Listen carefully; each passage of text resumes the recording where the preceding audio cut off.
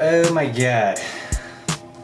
So I wasn't really planning on making a video on this in the first place, but I feel like I haven't seen that many of them, and this is a very important topic to me, alright? This is super duper important, not just for me, but for you guys, for anyone who's like a One Piece fan, anyone who's like into the storyline. My phone on vibrate. But One Piece is going to be entering the Wano Arc next year. We don't know when next year. We can speculate as to when it's going to be. Honestly, I think it's going to be like a third through the year to halfway. I'm talking about around like March, April, May. I'm thinking that's when maybe it'll start serializing in the manga, but I don't even know where to begin. Like Wano, like one of the reasons I started watching One Piece was because I saw some GIFs, I saw some images of Zoro sword fighting. I saw some of like the mechanics and like the colors and everything. And I'm so interested. It's like, as a reader, weekly, we don't really know where the story's gonna go at this point. Oda has done such a good job of building up Whole Cake Island. Let me digress. Let's talk about Whole Cake Island for a minute, and how in this article on Oro Jackson, let's just read the article first. The editor for One Piece Weekly Shonen Jump revealed some interesting details on a stream called School of Jump. One Piece will enter the Wano Country arc next year, 2017, and that the Whole Cake Island arc is now halfway complete.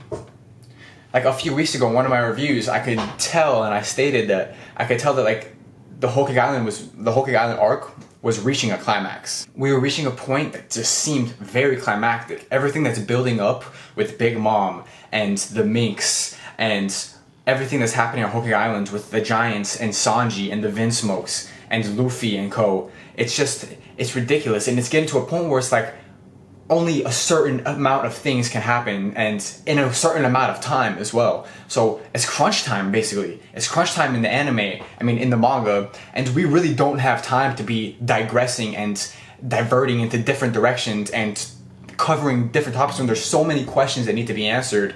And a good topic that Neverwill touched on is the fact that he's worried that the rest of this arc is gonna feel rushed, and it's gonna feel like kind of out of the One Piece universe. It's gonna feel, because in his defense, there have been a bunch of animes this year that Shonen Jump is just rushing. Everything is being rushed. The ending of Bleach, the ending of Toriko. I'm sure there was, I think there was like another one that, I don't know how the ending of, see, I don't even know the name of that anime. Like one of the longest running manga ended this year. I don't know how the ending was handled. If you know what I'm talking about, you can like comment below. It's like longer than One Piece or some shit. But anyways, these details were revealed by the editor, not by Eiichiro Oda, and there is no exact dates mentioned. But we can expect things to unravel at an exciting pace. The editor mentioned that the remaining part of the arc will be more fast-paced. There was a mistranslation somewhere that said that it was going to feel like a rushed pace, and that's what started like the worry, I think. But honestly, this is a great thing, in my opinion. In my humble opinion, I think the fact that this Whole Cake Island arc is going to get wrapped up rather quickly is a great thing for the story, because we have been in like a stagnant area, and I know people personally who have dropped One Piece and started watching other animes, watching or reading other manga just because they couldn't handle the pacing.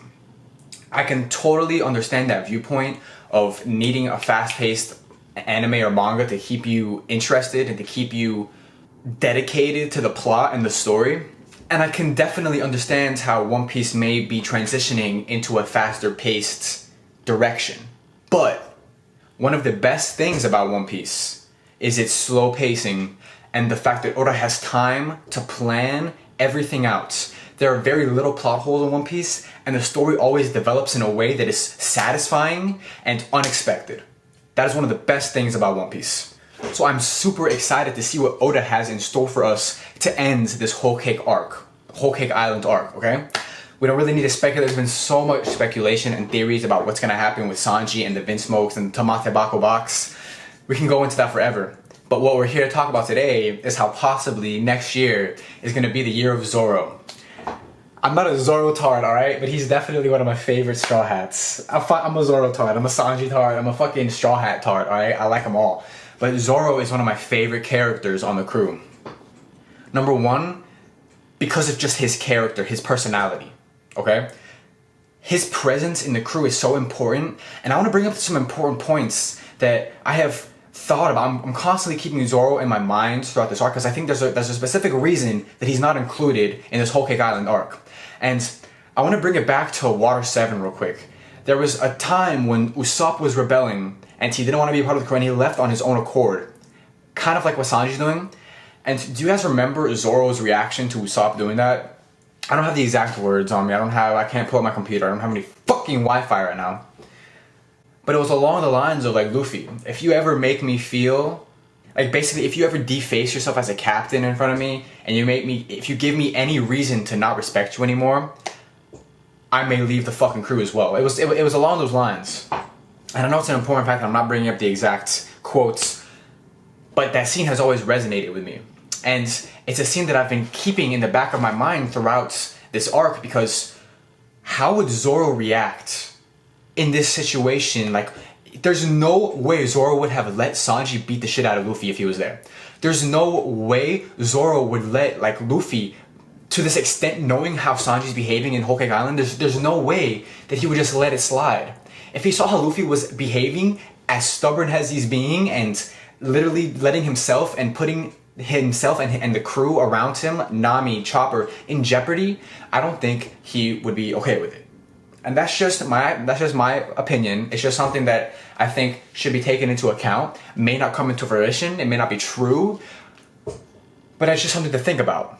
And going into Wano Kuni next year, we have Zoro's past to think about, Zoro's powers, his eye. What the fuck is up with his eye? I mean, a lot of people don't think there's anything going on with his eye. I disagree. I think he definitely has some shit going on with his eye. And I'm just like spitballing right now. I'm maybe all over the place. I didn't write anything down. I just got home from school recently. But I want to talk, guys. It's something we need to talk about. Oh my god. I wouldn't be surprised if the transition from Whole Cake Islands to Wano Kuni, not to say that there's going to be like a time skip, but something may happen at the end of Wano that leads to like a cut in the direction, you know, like something crazy happens and alright, it's going to leave us with like a cliffhanger kind of, and it takes us over to Wano Kingdom, and we're back with the rest of the crew and Law and Raizo and Kinemon and the samurai, and we start to develop into that arc, and that can give Luffy and company an opportunity to show up in Wano like rather quickly in an important time to like as like a plot device. And guys, take everything I'm saying with a grain of salt. Like, I'm so tired right now, but I would love to speculate with you guys. If you have anything to say in the comments below, let me know, man. I need more ideas. I need more shit to talk about, you know? For real. And thank you again for all the recent subscriptions. We're at 70 subscribers. We're 30 away from 100, yo. It's gonna be fucking insane. I'm planning on going to New York in the next few months, like the next month, and I'm planning on doing a vlog and making a fucking movie for you guys with just sick music and edits and stuff of like my time in New York with like my homies and partying and shit. It's gonna be cool. God, what else did I want to talk about with Zoro? I'm really interested to see if the name Roronoa, I'm really interested to see if that is a family in Wano Kingdom, you know? I'm really interested to see if he has any family ties to any of the samurai families, because that's just a great opportunity story-wise. I can't see Oda not going in that direction or not attempting to try anything in that direction. One of Oda's favorite shows, if you didn't know, is Rurouni Kenshin. It's an older anime, it's a shonen about a swordsman named Kenshin, and the animation, like they focused a lot on like taking the sword off of the hilt and stuff, and it's a great show. Alright, I haven't watched all of it. I'm like 50 episodes deep. But I love swordplay, I love samurais in anime especially, and I love the way that Zoro is handled with his power scaling and his intimidation and his personality. He's just a fucking badass, and he needs a worthy opponent. He needs a swordsman worthy opponent that's gonna really make him work for that win, really develop him and push him farther into that status of greatest swordsman in the world. Because all of his fights since the New World, which everyone knows, I know he's been fighting scrubs, okay? But if you watch the recent death battle with his fight against Erza Scarlet, which our boy won, Zoro split that bitch in half. Oh yeah, no offense to any of the fairy tale fans, but fuck, that was a great battle. That was a great death battle. But during that death battle, they were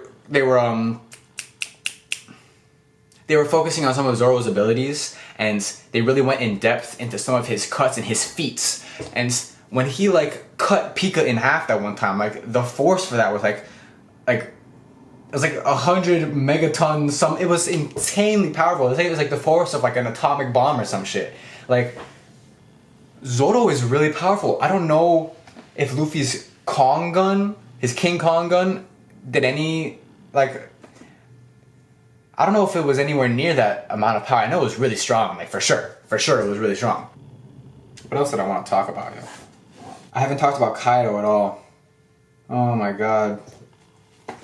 It's like, I find it so hard to think about Kaido and talk about Kaido when we're still wrapped up with Big Mom. Like, what is going to be the end results of this relationship that's budding with Big Mom? Is it going to end in tragedy? Is it going to end in friendship? Is it going to end in... I'm thinking of another adjective. I don't know, okay? I don't fucking know. Like, Oda has really done a good job of making us feel anxious. Making us feel the angst that these characters are feeling. Because, like, they haven't been in this big of a shithole in a while. Like, even in Dressrosa, you know? Like, the fucking Doflamingo family, they were kind of scrubs, you know? I wasn't very intimidated by any of them. Like, Diamante looking like fucking Steven Tyler, fucking Pika in his high-pitched voice. Treble was just so annoying. Like, the best thing about that arc, in my opinion, was Doflamingo. I love Doflamingo. I think the guy is awesome. I think he's such a great character. He's funny as fuck. He's based off of the Joker, like one of the greatest antagonists in history. He really fucks with Luffy's head. He's just great. And his monologue at the end of the arc about the Throne Wars and how people are gonna get fucking who's gonna betray who and this and that. It's just, Doflamingo is the man. And he's like 10 feet tall. It's scary. So imagine him walking through your front door. Like, that would just be ridiculous, yo. That would be so scary. Why are we talking about Doflamingo in a Wano Kuni video? Maybe Doflamingo will show up. But yeah, if you can't tell, I'm really excited for Wano Kuni. I'm so happy for this announcement. I was honestly fearful that Whole Cake Island would drag on for way too long, because after we left Zoe, the ending of Zoe, like, spoilers for anyone who is an anime only watcher, but the ending of Zoe really pushes the plot in a good direction. It focuses on the poneglyphs. It focuses on the void sentry. Wano is definitely vital to the end storyline, like the end story of One Piece, because the country itself is just blocked off from the rest of the world, and I think that's for a specific reason. I think the samurai are feared, or they're either working with the government. And when he found out about the Shogun, I think that there may be corruption within, like, the government of Wano Kingdom, and Kaido and Shogun are definitely, oh my god. It's gonna be lit, alright? But yeah, guys, I thought I'd talk about this announcement with you. I don't do many, this is actually my first discussion video. I have some theories that I'm, like, theorizing about, but I didn't really plan on doing many theories when I started this channel.